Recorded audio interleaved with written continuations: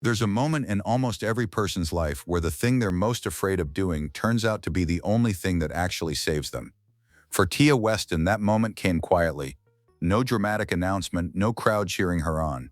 It came during the middle of a global pandemic, in a city she'd grown up in, inside a house she'd worked hard to own. And the decision she made in that moment, the one that looked like giving up from the outside, ended up flipping her entire life on its head in the best way possible. Today, millions of people follow Tia's journey online. Her Facebook page sits north of 1 million likes. Her TikTok has racked up over 3.5 million likes. Her YouTube channel draws in a consistent weekly audience who genuinely cannot wait to see what she does next. And the number that gets people every single time they hear it: she bought a house for $1. One single dollar. But here's the part that most people gloss over when they tell this story. The dollar house wasn't the decision that changed her life. It wasn't even close to the beginning of it. The real pivot happened years earlier, in a small house in Louisville, Kentucky, when Tia was staring down a mortgage she couldn't afford and a life that felt like it was quietly closing in around her. That's where this story starts. Not in North Dakota, not in a house with no running water or heat or electricity. It starts in Louisville, in a career that looked fine on paper during a time when the whole world was falling apart, and one woman decided she wasn't going to fall apart with it. Most people would have held on and hoped things got better. Tia did something different. And whether you think what she did was brave or flat out reckless probably depends on how the rest of this story lands with you. So let's go back to the beginning. Tia Weston grew up in Fairdale, a small community on the outskirts of Louisville, Kentucky. Nothing about her early life pointed toward what she'd eventually become. She wasn't flipping houses at 20. She wasn't obsessively watching renovation shows and dreaming about fixer-uppers. She was just a regular person, building a regular life the way most people do, one step at a time, following the expected path. She got a job in health insurance. She worked hard. And at some point in her mid-20s, she did what most people her age were striving to do. She bought her first home, a house in her hometown, a real adult investment. On the surface, everything was moving in exactly the right direction. Then 2020 happened. COVID didn't hit Tia the way it hit a lot of people. She didn't lose her job. She didn't get sick. She didn't have some catastrophic personal moment that forced her hand. What it did instead was much slower and in some ways harder to pin down. It just tightened everything. The cost of living kept creeping up. Her salary and health insurance, which had seemed reasonable before, suddenly didn't stretch the way it used to. The mortgage on that house, which had felt manageable when she signed the paperwork, started feeling like a weight that got heavier every single month. She's been open about this in interviews. She described it plainly, living paycheck to paycheck, watching her salary disappear before the month was even halfway over, realizing that the mortgage she was paying wasn't building her toward anything, it was just keeping her in place. Treading water month after month with no real way forward in sight. What she was experiencing wasn't unique to her. Millions of Americans hit that exact same wall during COVID, a quiet, grinding financial suffocation that didn't make the headlines the way job losses did, but was just as real. The cost of housing was climbing, wages weren't keeping pace, and if you were already locked into a mortgage that ate up most of what you made, you were basically stuck. Tia looked at her situation clearly and saw it for what it was. She wasn't building wealth. She wasn't moving forward. She was paying a lot of money every month to stand completely still, and she decided she wasn't willing to do it anymore. The question was, what do you do when the life you've built isn't actually working? Where do you go when you sell the house that was supposed to be the foundation of your future? For Tia, the answer was somewhere most people wouldn't have even considered. She sold the house, just like that. During one of the most financially chaotic periods in recent American history, while most people were clinging to whatever stability they had left, Tia Weston put her Louisville home on the market and walked away from the city she'd grown up in. To a lot of people watching from the outside, it probably looked like a crisis. Selling your house in the middle of a pandemic, leaving the only city you've really ever known, heading somewhere you'd never really put down roots, that's not exactly the kind of move that gets applause at the dinner table. But Tia had done the math. The housing market in Louisville wasn't going to get more affordable. Her salary wasn't going to suddenly double. And staying put out of comfort wasn't a plan. It was just fear dressed up as stability. So she sold up and moved to North Dakota. Now, if you're wondering why North Dakota of all places, the answer is pretty straightforward. The cost of living is dramatically lower than in a city like Louisville. The housing market was more accessible, and for someone trying to actually get ahead rather than just keep up, it made sense. It wasn't a glamorous move. North Dakota doesn't exactly top anyone's list of dream relocation destinations. It's cold, it's rural, and it's about as far from the fast pace of a mid-sized Kentucky city as you can get without leaving the country. But that was kind of the point. Tia wasn't chasing a lifestyle. She was chasing an opportunity, and she was willing to be uncomfortable in the short term if it meant actually building something real. She arrived in North Dakota and fairly quickly did what she'd never quite managed to do back in Louisville. She got ahead.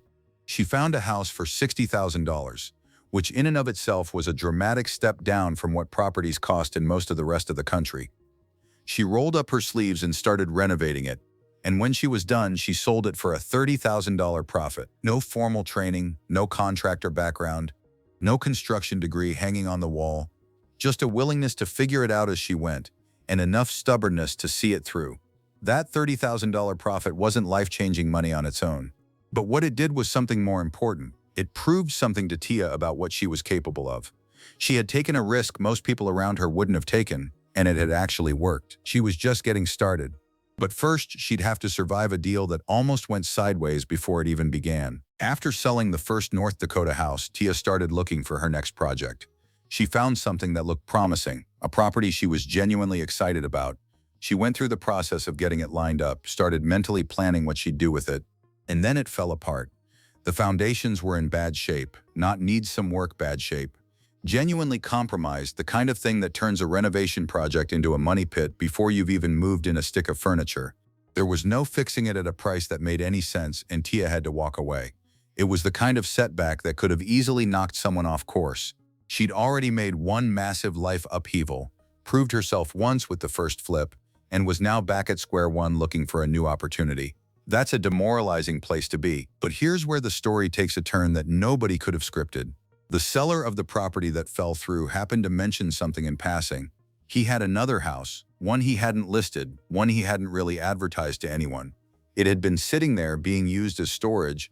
He'd grown up in it, it was his childhood home, and he couldn't bring himself to do what everyone was telling him to do with it, hand it over to the local fire department. Because that was the plan. The house was in such a severe state of disrepair that it had been designated for fire training, meaning the fire department would literally burn it down in a controlled exercise. That was the official end-of-life plan for a house that had stood for over 100 years. The seller couldn't stomach it. He'd said he would basically give it away to anyone willing to actually fix it. And when Tia heard that, she didn't hesitate. She put in an offer of $1. He took it. Let that sit for a second. A house. An actual standing structure. Small-town North Dakota, sure, but a real property with walls and a roof and a history stretching back a century, sold for a single dollar bill because it would have otherwise been set on fire. And Tia Weston was now the owner of it. She described the moment she walked through the property properly and took stock of exactly what she'd gotten herself into. There was no running water, no functioning heat system. The electrical wiring was either non-existent or completely outdated. The plumbing was gone. It was essentially a shell, a very old, very charming shell, but a shell nonetheless. She'd bought it knowing all of that. Her logic was clear-headed and completely reasonable. Even if she spent $30,000 doing it up, which was her target budget, she'd still be in a better financial position than if she'd bought an average American home at current market prices. That math was hard to argue with. What came next was harder to prepare for. The house was built sometime in the 1920s. Over 100 years old, and you could feel every single one of those years the moment you stepped inside. No water, no heat, no electricity, no plumbing. The kind of kitchen that had seen genuine daily use decades ago now stood stripped back to almost nothing. The one surviving relic being a 1950s Philco refrigerator that looked like it belonged in a museum. Tia described it plainly. It wasn't really a kitchen anymore. It was just a room she'd have to turn into one. The structural challenges weren't cosmetic either. This wasn't a house that needed new flooring and a fresh coat of paint. It needed everything. Plumbing run from scratch, electrical rewired throughout, windows replaced, flooring laid, walls addressed, heating installed. The kind of scope that would send most people straight back out the door. And Tia had zero formal construction training. She'd taught herself the basics through the first flip, sure. She'd pick things up along the way. But there's a massive gap between renovating a $60,000 house that's fundamentally livable and gutting and rebuilding a century-old structure that has no utilities whatsoever. She went in anyway. Her budget was $30,000. Her plan was to document every step of it, and from the very first video she posted about the property, it was clear that she'd stumbled into something that resonated with people on a level she hadn't fully anticipated. Because what Tia was doing wasn't just a renovation, it was something people genuinely connected with. Here was a woman in her late 20s, no professional trades background, working alone, taking on a building that the entire local system had basically given up on, and refusing to accept that it was too far gone. In a housing market where buying a starter home felt increasingly impossible for a lot of young people, watching someone not just find a way in but do it on her own terms hit differently. It didn't hurt that she was doing it on camera with no pretension, no fancy production setup, just raw footage of the actual work in real time. The first subscribers started arriving, then more, then a lot more. And what happened in the comment sections of those early videos was something that Tia herself has talked about as one of the most surprising parts of the whole experience. A wave of people who didn't just want to watch, but actually wanted to help her succeed. Here's something that gets lost when people talk about going viral or blowing up on YouTube. They tend to focus on the numbers, the subscriber count, the view count, the algorithmic moment when things take off. What they talk about less is what the community actually looks like when it forms around something genuine. Tia's comment sections became something unusual. Tradespeople started showing up, plumbers, electricians, builders, people who'd spent decades in the construction industry. And instead of pointing out everything she was doing wrong, they started leaving detailed, specific, genuinely useful advice. Someone would flag a problem they recognized from their own years on the job. Someone else would explain a workaround for an issue that had no obvious solution. People who'd renovated old homes themselves started sharing the specific quirks you only learn from experience, the things that aren't in any YouTube tutorial, the stuff that only comes from having made the mistake yourself. Tia talked about this openly and said it floored her. She described learning a huge amount directly from her viewers, people who'd comment in the moment, saying they'd hit the same issue on a job and here's exactly how they'd handled it. She called it a pretty positive experience, which is about as understated as you can be when describing what was essentially a free education from a crowd of experienced professionals. One comment in particular circulated across the internet. A subscriber wrote in to say they just turned 74 the week before, and that what Tia was doing was what they had dreamed about their entire adult life. It's their fantasy, they said. Get after it. That comment hit something in people, because it wasn't just a piece of fan mail. It was a reminder of what it actually means to take the risk while you still can. To not spend your whole life watching someone else do the thing you always wanted to do. By the time Tia had real traction on her channel, she wasn't just a renovation creator. She was something more specific than that. She was proof that the decision to blow up your life and start over, even when it looks completely insane to everyone around you, can actually work out. That resonated with a lot of people who were quietly thinking about doing the same thing and hadn't been brave enough to move yet. Her Facebook page grew past 1 million likes. Her Instagram crossed 354,000 followers. Her TikTok audience hit 279,000 with over 3.7 million likes on her content. And somewhere in all of that growth, the channel became something she could actually live off. The renovation and the channel grew together, and at some point the channel stopped being a side project and became the job. Tia's estimated monthly earnings from YouTube alone now sit in the range of $12,000 to $15,000. Her total estimated net worth at this point is around $500,000. For someone who was living paycheck to paycheck on a health insurance salary just a few years before, those numbers represent a genuinely extraordinary reversal. And crucially, she didn't get there by chasing a trend or copying someone else's formula. She got there by filming herself doing a real thing, a messy, difficult, unglamorous real thing, and being honest about every part of it. She posts a new YouTube video every Sunday morning. She's consistent in a way that a lot of creators aren't, and her audience knows exactly when to expect her. She also expanded into solo camping content, filming trips in her Buick Enclave where she built out a pull-out kitchen and basically went off on her own terms, content that showed a different side of who she is outside the renovation work. But the house remained the heartbeat of it all. Every week there was progress. Every week something new was either solved or presented a fresh challenge. And her audience tracked every bit of it week by week like chapters in a book they couldn't put down. By the time the $1 house was nearing completion, Tia had already started thinking about what came next. Because for her, the work was never really about one house, it was about something bigger. The community she'd moved into had a problem she found herself thinking about constantly. a problem that it turned out she was now in a pretty unique position to actually do something about. And what she did next surprised even the people who'd been following her from the beginning. There are a lot of abandoned houses in small-town North Dakota, more than most people realize. Properties that have been sitting empty for years, sometimes decades, slowly deteriorating while the communities around them quietly shrink. Tia had moved into one of those small towns and she'd seen it up close. House after house just sitting there, locked up, rotting from the inside out, waiting for someone to care enough to do something. She said plainly that it bothers her. She said she lives in a town full of houses that have been sitting empty for years and years, and that every time someone brings one back to life, it actually helps the whole community. That wasn't just something she said for the camera, she meant it, and she backed it up. After finishing the $1 house, she bought another abandoned property. This one cost $15,000, a significant step up from her first North Dakota purchase, but still a fraction of what any comparable home would cost in most of the rest of the country. What she walked into was unlike anything she'd dealt with before. The previous owner had passed away in 2005, and nobody had touched a single thing since. Every personal item was exactly where it had been left the day that person died. Cigarette butts still sat in ashtrays. Dishes were still on the drying rack, coated in nearly 20 years of dust. A calendar on the wall was permanently fixed to December 2005, as if time had simply stopped the moment the door closed. Underneath all of that stillness, the house was in rough shape.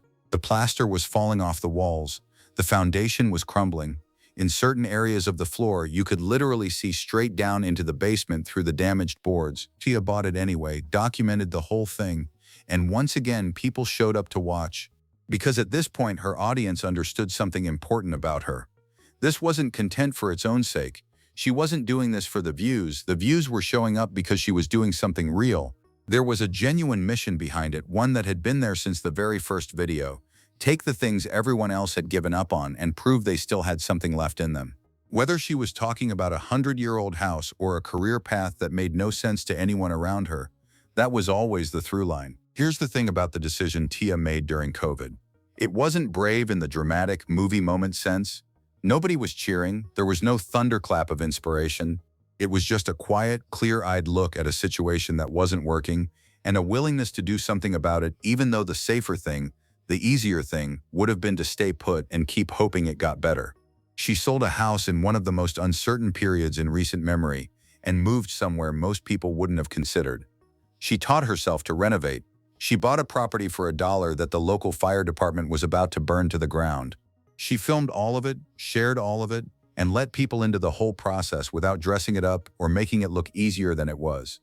And somewhere along the way, what had started as a survival move turned into a full identity, a career, and a genuine purpose. There's something worth sitting with in that. The number of people who stay in situations that are quietly suffocating them, bad jobs, bad cities, bad arrangements, because the uncertainty of leaving feels worse than the certainty of staying stuck. Tia's story doesn't offer a tidy blueprint because her specific path isn't repeatable by everyone.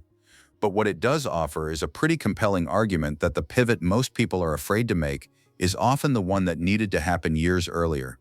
She's still in North Dakota, still posting every Sunday, still pulling abandoned houses back from the edge in a small town that has more of them than it knows what to do with. The $15,000 house is her current project. There will almost certainly be another one after that. The dollar house that started it all is no longer a fire training exercise. It's a home. And Tia Weston, the health insurance worker from Fairdale, Kentucky, who was living paycheck to paycheck during a pandemic, is the one who made sure of that.